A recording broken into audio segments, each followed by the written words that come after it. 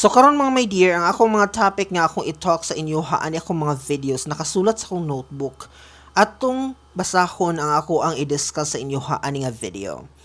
Number 25 diri nag-ingon, the pressure of attending every family gathering. Oh, kani pressure of attending every family gathering.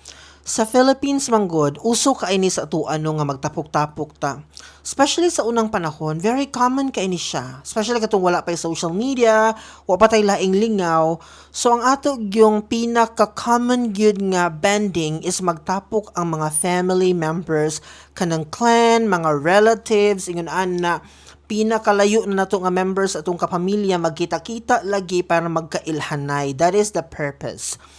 However, sama sa mga kaning batch reunion kana magtapok inyong mga batch sa high school, maupoy impact aning family reunion kumbaga.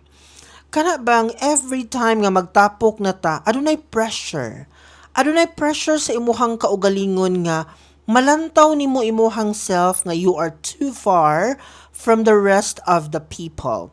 Especially katong imuhang mga cousins nga grabe naglambo sa kinabuhi, layo na kay naabot sa life, and then ikaw wa pa gihapoy nahitabo sa imuhang kaugalingon. Naka-feel mo ana? Kaya sa among family members mga my dear, aduna po yung mga reunion sa unang mahitabo. And then di magin malikayan nga sa atuang family, sa atuang clan, aduna mangyoy adunahan, aduna mangyoy na swertihan, aduna mangyoy nilambo sa kinabuhi, 'di ba? So si Jobert, di cute na ko nabatasan ng mga my dear. Magtapok na gani na among mga kapamilya sa una, dili gyud ko mo attend. I don't know why, pero wala na ko nakita ang value gyud. I'm happy nga nag-celebrate sila, malipayon silang tanan together, pero sa ako amang kong kaugalingon, dili gyud ko ganahag pressure. Daan pagida siya sa una. I don't want nga tagaan ko nimo og task or burden nga hey Jobert, you have to be like this and that because sila gani og grabe na ka-successful. I don't like that. Di ko ganahan nga kanang i-command bitaw akong mga lihok, kanang somebody will drive my pangandoy or kanang flow sa akong kinabuhi. I don't like that. Gusto ko nga na ako'y freedom mo decide when ko mo bulusok whatsoever. Ingon ana. Kay whether we like it or not mga my dear, sa dihang magkita-kita na tang tanan, aduna mangi pressure. Maka-feel manggitag kanang intimidated ta at some point or na-underestimate ta at some point because wala pa taan ang level.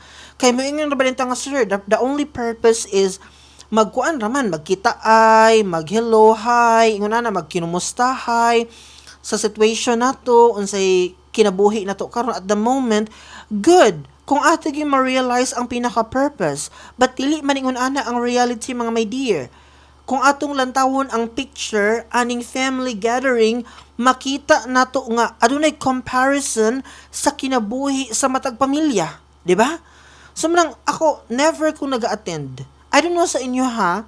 Wala ko'y kanang against ana nga kuan ha kanang kultura nato nga magkita-kita ang mga family members and so on. O dili ko against ana because that's part of our culture. But sa akong case mga my dear, I don't wanna join because as I said to you, dili ko ganahan nga ma-pressure ko. Dili ko ganahan nga tagaan kog burden nga Jobert magdali ka kay sila layo na kaayo. No, I don't like that. Kay naa ako'y kaugalingong plano sa akong kinabuhi ug ako'y magbuot kung kanus ako mo shine or mo fly. Dili ko nimo dapat diktahan.